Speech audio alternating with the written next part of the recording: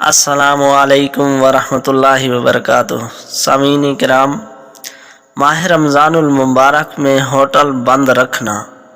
مسئلہ: ماہ رمضان المبارک کا احترام کرتے ہوئے دن میں کھانے پینے کی ہوٹل بند رکھنا ضروری ہے۔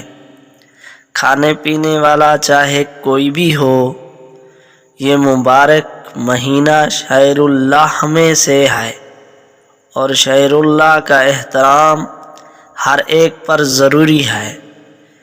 لہٰذا اگر کوئی شخص کھانے یا چائے کی ہوٹل دن میں کھلا رکھتا ہے تو وہ ماہ رمضان المبارک کی بے حرمتی اور تعاون علی الاسم کا مرتکب ہوگا۔